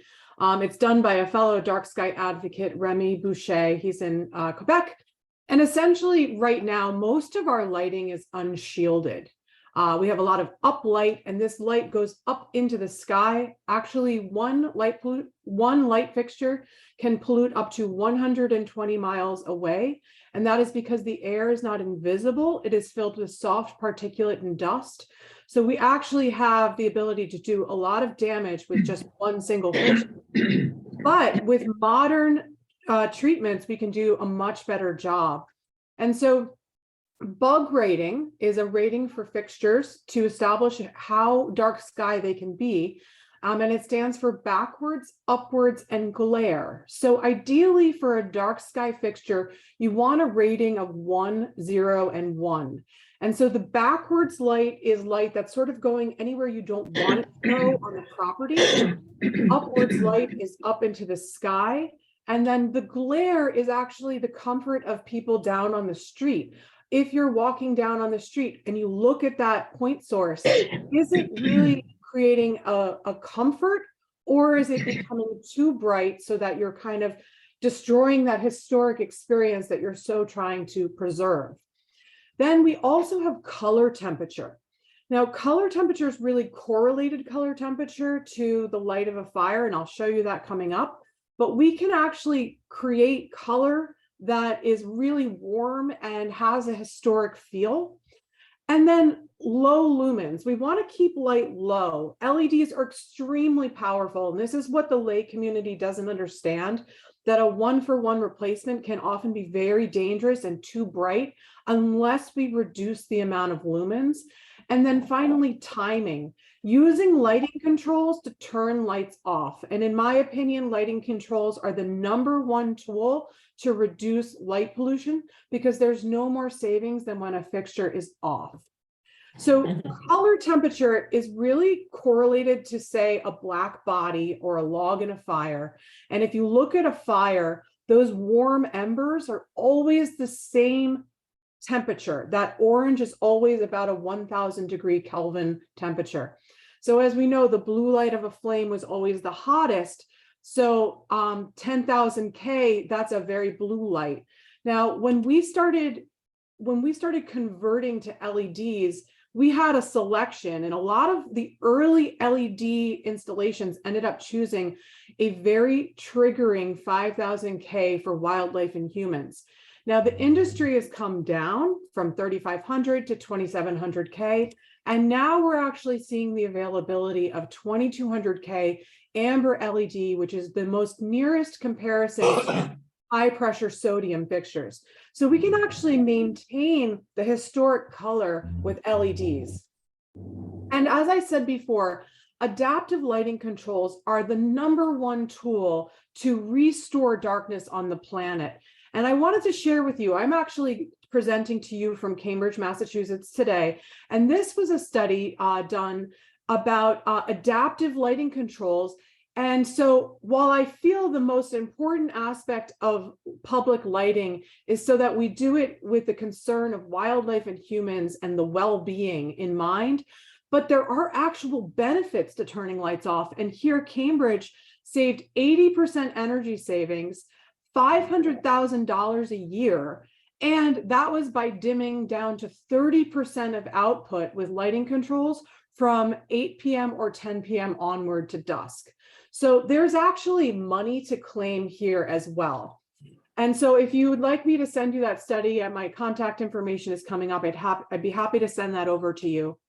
And so what controls can do is they can actually allow you to zone the island. And I know, Holly, you were just talking about your survey. Well, you could actually have areas of the island that had lighting turn off at 10 p.m. or at midnight to actually reclaim natural darkness. This also makes organization really cool because you can address one single fixture. If a person or a neighbor has an issue with one single fixture, we can address that because we have eyes on every single fixture in the entire control system that's possible. You can do scene control. So you could do holiday lighting. You could do special lighting for different times of year, which includes scheduling, which could be by the astronomical clock. So at 4 o'clock in the summer, you don't need lighting, but at 8 p.m. in winter, you do. So this can all be very specific, fine-tuned down to a single fixture across the entire island. And lighting controls really have come into their own to offer these abilities. You could also do occupancy sensing or vacancy sensing, so lighting is only used as needed. And then energy monitoring, so you can actually bring a better sense of how much energy you're using and then give you your benchmark of pre-controls, how much you're using, and then how much you're saving. So that can be a really great way to communicate what controls are doing within your community. And that gives you the ability to diagnose and understand what is the lighting doing. And so here we are, here's Nantucket. And so I wanted to review for you what's going on currently and why it could be better as pertaining to dark skies. So right now, most of Nantucket lighting, street lighting is not LED, and that's a big energy, that takes up a lot of energy not to use LED. And then also a lot of the LEDs have glass housing. Now, when we talk about a dark sky compliant fixture, you want your light source to be parallel to the ground. As soon as you have a light source that is vertical, you start projecting outward and upward. And so, as I said before, one light fixture has the ability to pollute 120 miles away. So we really want to be careful where we're directing the light. So I know that people are very nostalgic about the glass housing, but I might remind you that the glass housing was initially there to protect the flame. So it's actually antiquated and no longer needed. And we're only holding on to that part of a specification of a fixture out of nostalgia. And there's actually a lot of benefit to removing this glass so that you can direct the light exactly where you want it. And so we can also improve on the color of lighting, because even though LEDs can emulate that amber look, they can also improve color rendering over high pressure sodium, which is a very, very narrow band in color. And I know I'm going quick here, so there's more time later. I can always come back, but there's a lot to go over, and that's why we're here to help. And so we also have noticed that in the spec, in the current street light, you'll see up here, I don't know if you can see my mouse, but there's a sort of copperish greenish color at the top. That is currently how Nantucket is addressing holiday lighting. We don't really recommend adding a plug receptacle that is then horizontal, allowing water to get into the fixture. This might also overwrite your UL listing for the fixture. So this is not really an ideal assembly for us. We would actually prefer to see the receptacle for holiday lighting in the pole and neck. So that's another improvement that's possible. And then also modern updates, such as creating a node, and I'll show you where we can put that node for lighting controls. And forgive me, but if we don't have lighting controls, then our lights are basically dumb. They can't really be adjusted. They all have to be manually maintained. And this is really missing out on a lot of modern options and all the ways that we can save energy and tweak lighting to be as beautiful as possible on the island. And then it's also possible to have better optics. So we can create frosted lens over the light engine itself that is parallel to the ground. And then that creates less glare, which gets us back to that bug rating, backwards, upwards, and glare. So the alternatives, I'm going to compare side by side of what current specs look like and what a dark sky spec would look like. And so current street lighting is like so. You've seen it before.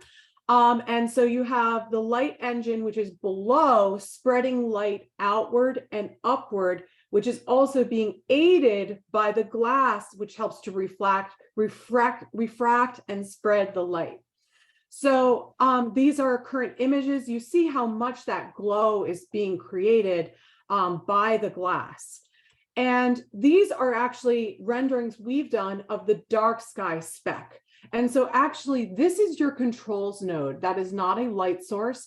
We've put it there to nostalgically harken back to where the light source might have been.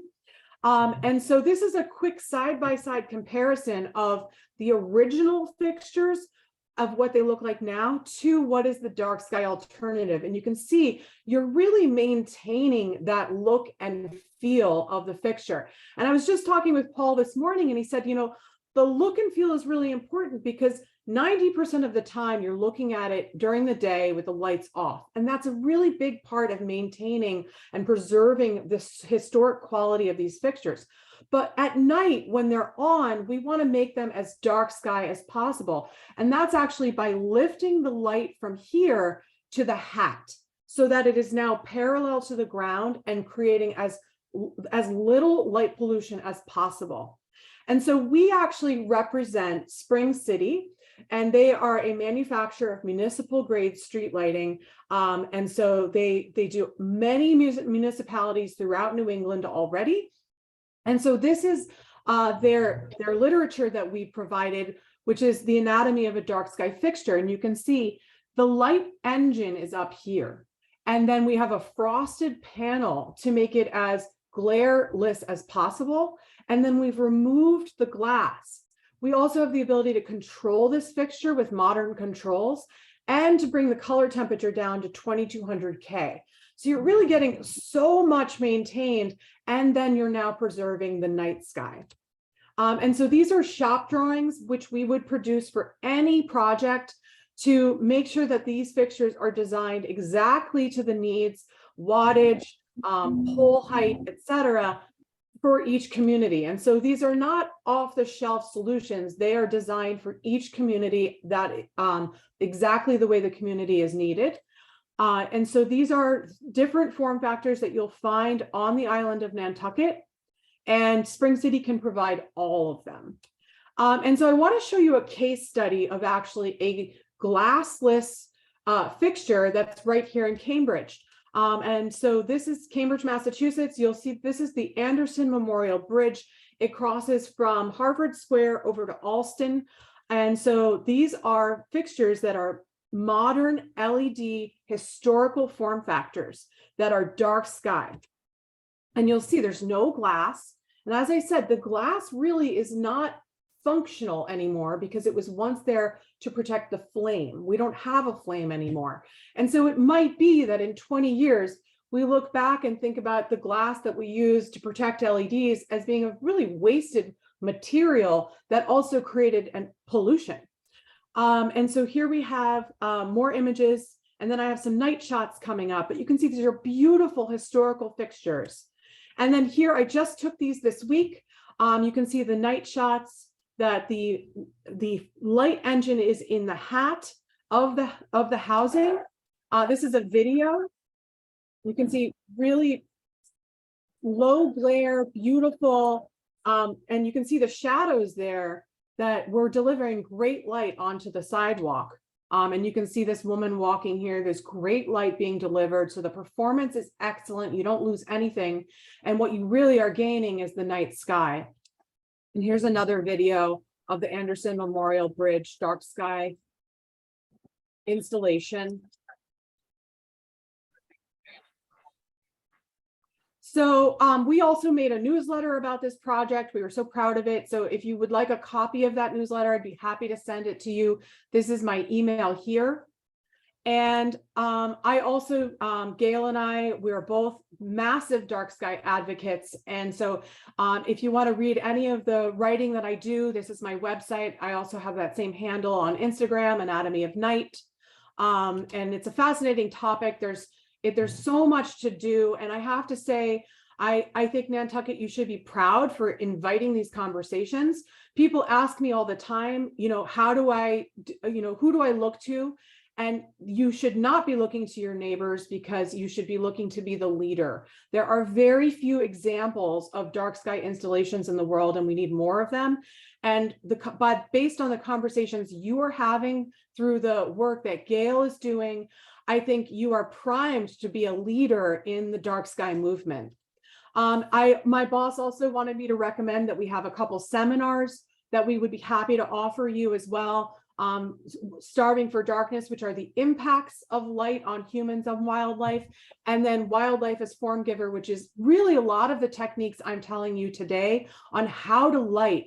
And it is a false dichotomy that we can't light for human activity and do a better job for the environment.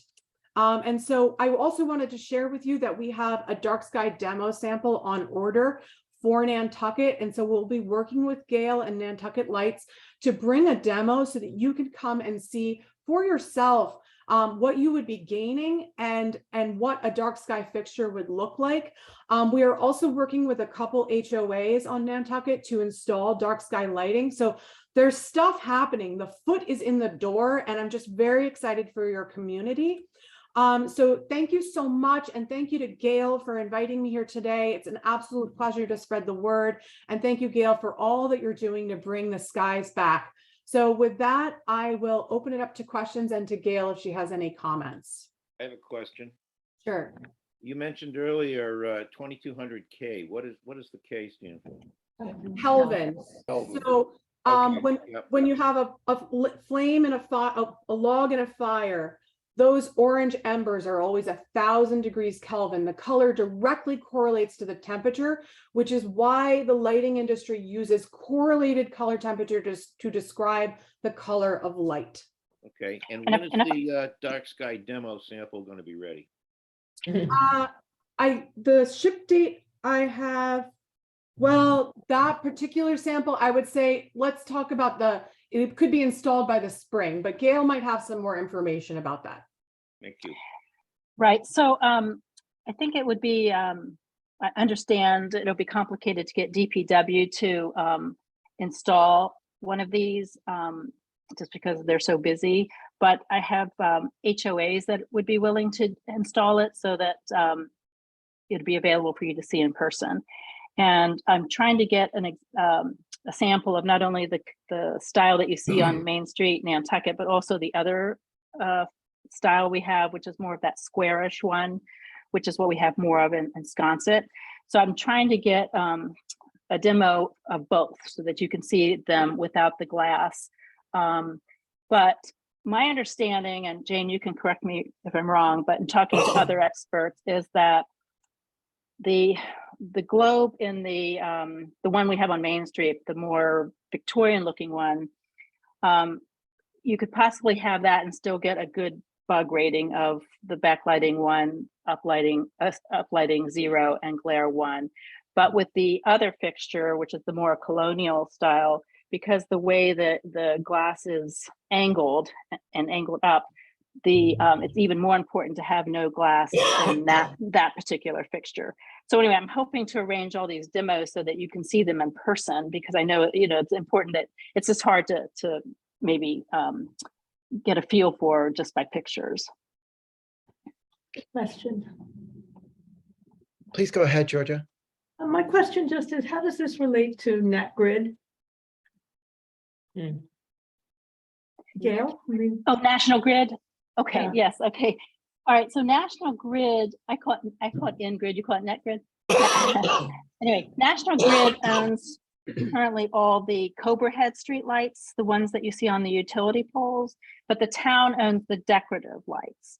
So the town has the ability now to control the conversion of the decoratives. And in fact, DPW has already gone forward with converting some of them. They've just put in some new ones on Wyatt Drive, which is that new street parallel to Abelia. And unfortunately, in my opinion, they chose wrong. I mean, they are not dark sky compliant. And I'm disappointed about that. That order was placed before Nantucket Lights was founded, and I didn't have any say in it. But I'm hoping going forward that the town will, when it's converting the decoratives, will choose a more dark sky friendly version. And Lauren's on now and can speak to a study going on about that. Now the Cobra headlights are owned by National Grid. And at the moment, they only are willing to install 3,000 Kelvin, which is better than what they had before, which is 4,000 Kelvin. But the fixtures they have chosen they aren't the best in terms of that bug rating. They apparently have a lot of glare. So I have been trying to work with National Grid to say, can you buy different fixtures, better fixtures, dark sky compliant fixtures, but they're not willing to at the moment. I think it's because they have a big inventory of those. So what I'm encouraging the town to do is buy those fixtures from National Grid so they can control what LED fixtures are going in. And on my preliminary discussions with a consultant about this, there's Lauren. The analysis was that it would result in a very big savings, not just from converting to LED, but from the maintenance costs, because National Grid wraps in a charge for maintenance on all their lights in the tariff that they charge. And if the town owns the property, the tariff is a different one. And even though the town would have to basically contract with somebody to do the maintenance, there'd be a huge savings, potentially about $50,000 a year. So my National Lights would love to see the town buy those street lights and control the conversion of the Cobra heads, just like they can control the conversion of the decoratives. Thank you. Thank you, Gail.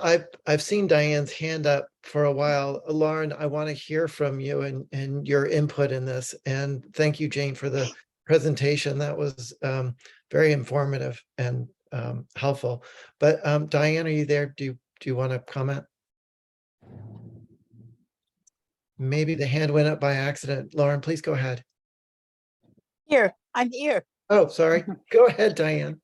I was just thanking her. I wanted to thank her for the whole thing. And does she know that the HGC has restarted doing lights that we used to do, and then they sort of disappeared, and that they are a problem that we deal with to keep up with Dark Skies, our project with the Mariah Mitchell.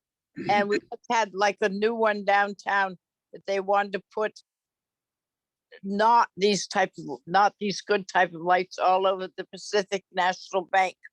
So it would light up Liberty Street. And we also found, because we didn't approve, that people with their pools put up lights. You're talking about street lights, but there's just so many other lights that we, the HCC, would be interested in seeing what's available, not standing, but like on houses and around pools where the lights have been so bright in two of the houses out in Wisconsin that the neighbors have complained because whoever's living there uses the pool at night, and we lose our dark skies, which we're finding very hard to keep. And the other problem is the school, which maybe you know about. We worked very hard with Stop and Shop to get their lights to go down and everything else. But at the school, when it was sort of smaller, I guess, the lights that went along the road, the walking roads, were short. They were 2.5 feet tall, and the light went down so you could see where you were walking, not up in the air. But they leave their lights on all the time. 1 o'clock in the morning, 2 o'clock in the morning, they are on, and they're one of the brightest shots going up. And I think if I could respond to Diane, I see other hands up, but if I could respond to Diane, is that okay, Angus? Please go ahead, Gail. So on pool lights and landscape lights generally, Diane, something that I'm working on now is a citizen warrant article to introduce an updated outdoor lighting bylaw that would be consistent with best practices now, that would address hopefully some of the lighting you're talking about. The outdoor lighting bylaw that we have now is adopted in 2005, and obviously a lot has changed and been learned since then, and lighting practices have changed. So I'm actually in the process of drafting a bylaw and trying to work with various town officials on one that they think would be acceptable. On the school lights, that is something we have looked into, and we actually had another, not Jane, but another lighting designer from Cambridge come out and prepare a report, and I presented it to the school. They were not willing to, they made one important change. They redirected some lights, which made a big improvement, but they refused to change any of the others. I have not pursued that through up to the school committee yet, because I wanted to wait until we update the bylaw so that any changes that we insist on are not, not consistent with just the current bylaw, but a better bylaw. So we're working on all those issues, and I'm so glad to hear that HDC thinks of lights when they are looking at properties, and we'd be happy, Diane, to come make a presentation to HDC as well. It would be marvelous, because it's something when you're busy trying to get through 190 applications on a Tuesday night that doesn't go, but it's so important when you drive around. And the shorter lights, I'd really like to see what you come up with, and appreciate you coming to the HCC and telling us, showing what there is, because we just got this thing to do the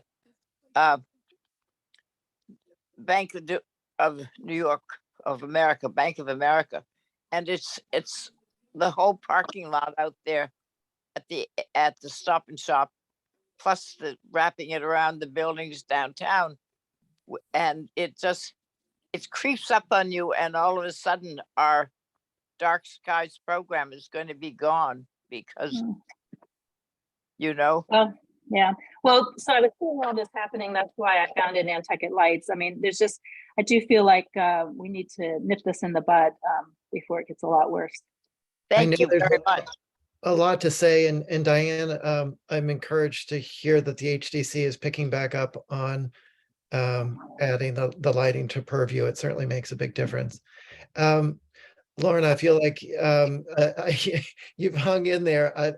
I'd like to hear from you, and I appreciate anyone who's going to be able to stay. We're coming up on noon, but please go ahead, Lauren. Thank you, Angus. And I just want to thank the commissioners, Gail, Jane, and also Diane on behalf of the HGC for recognizing lighting and its impact on the island, and all of the benefits, but also risks that come with advanced innovation in the lighting industry. So I would just say that this is a very important topic to the town, but there are many conflicting interests between preservation, sustainability, maintenance, and public safety. We're trying to get it right. We don't want to be rash with our decision.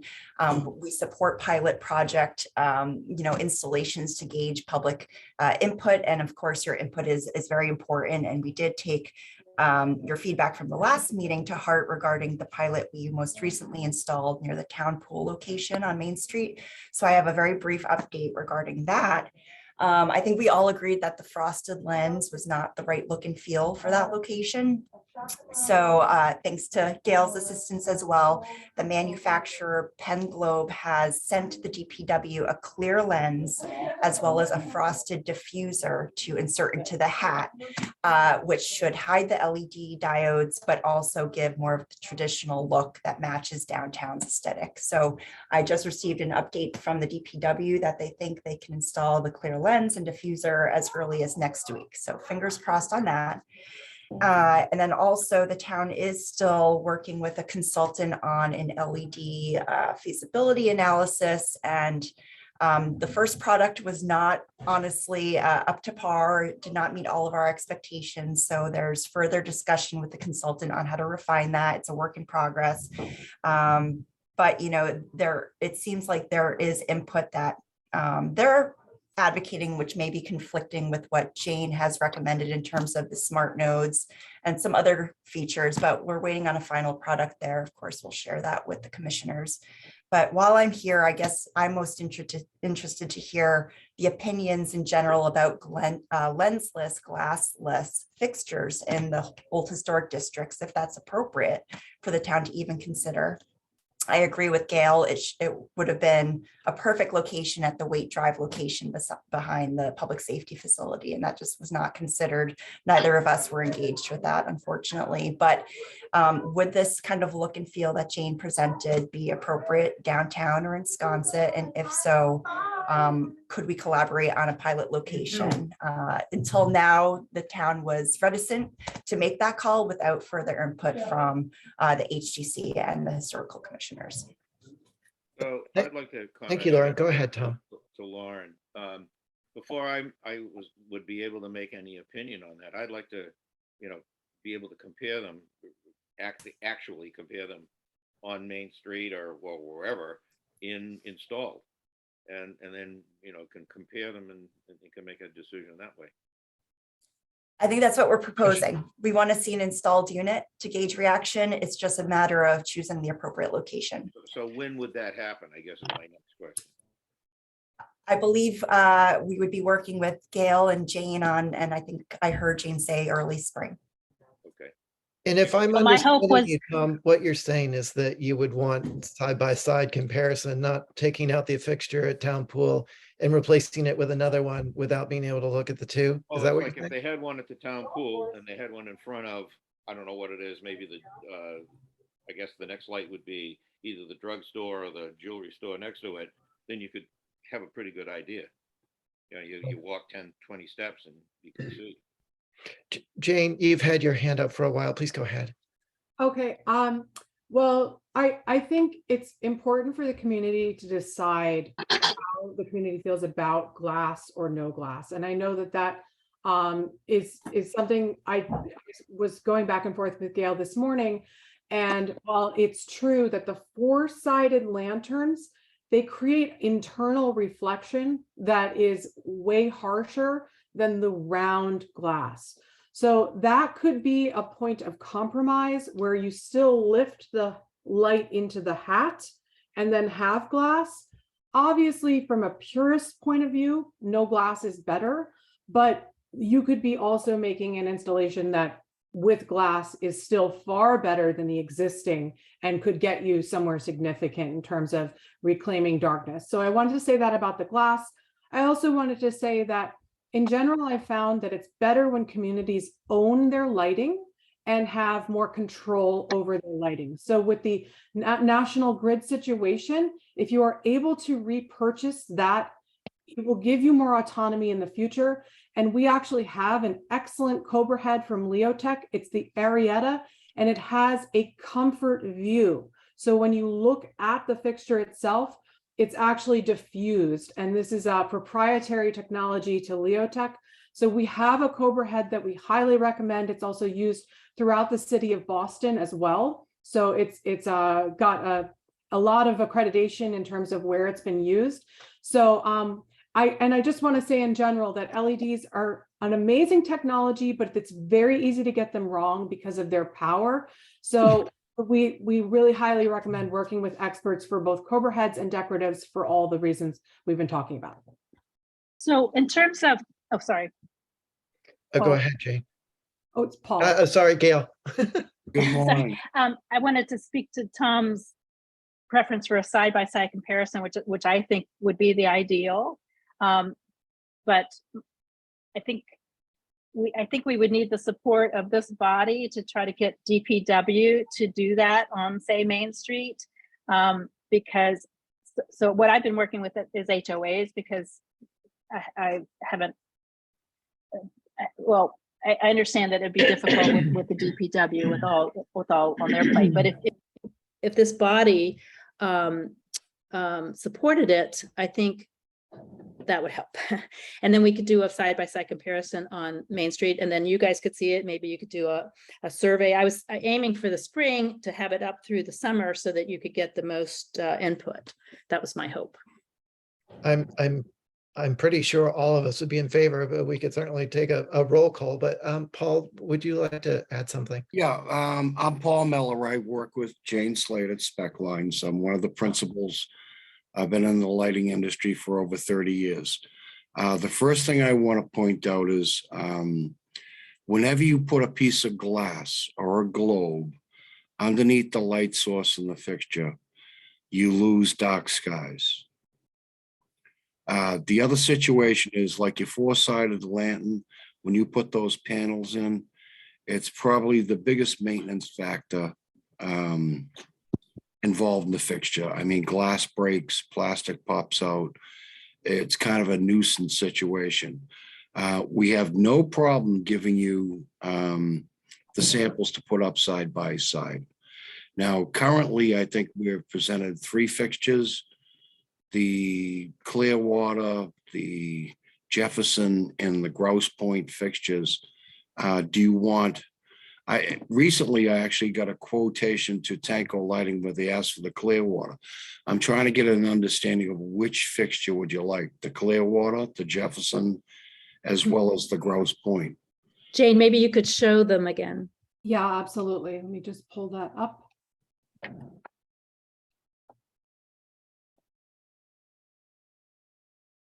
If I could just caveat this by saying the town does currently work with another vendor on our street lighting source. Yeah, I So know. there are some procurement issues and some concerns that might come in with this sole sourcing. So we Okay. support pilot installations, but just for the commissioner's own understanding, we are clients of a competitor of Spec Lines. Yeah, Penn Globe, we represented Penn Globe for years.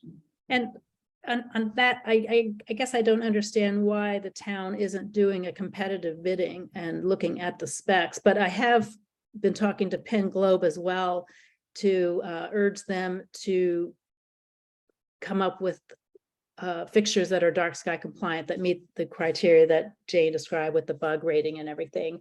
And the president said that they could do it, but it's a matter of the town insisting on it. So here's the Jefferson. What about the other 2 designs? Okay, so here's the Jefferson. And then if we are talking about the difference between Spring City and Penn Globe, Spring City actually has dark sky approved lighting coming. The Augusta fixture is about to be dark sky approved. It's in the approval process. Also, in the way that the fixtures are made, in terms of maintenance that Paul just made, Penn Globe uses silicone to actually glue the fixtures together. So whenever you do have a broken lens, you actually have to rip that fixture apart. That's not how Spring City fixtures are made.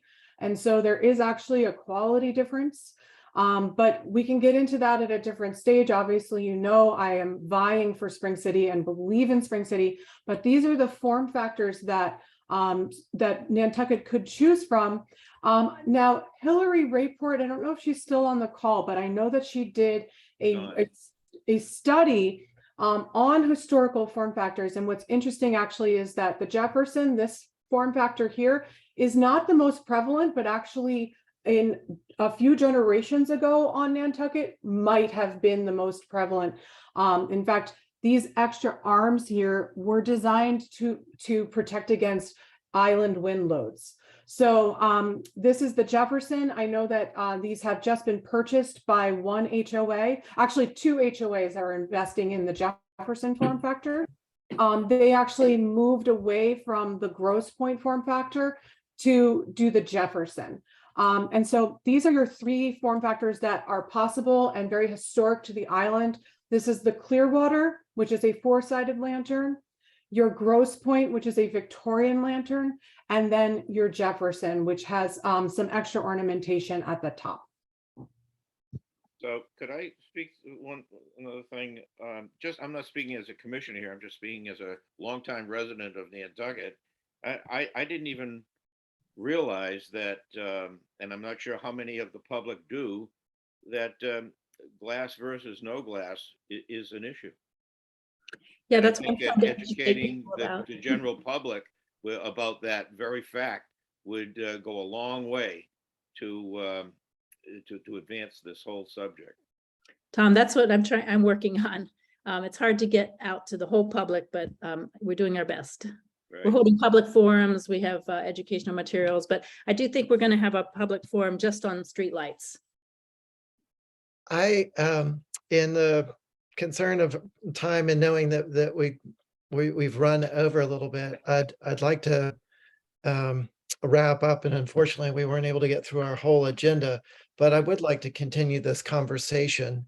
And I think I'm speaking for everyone. We would like to see options in real life.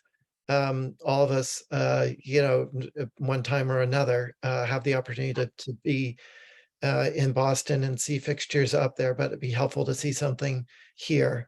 And I certainly have opinions about the glass, but seeing the Gross Creek on the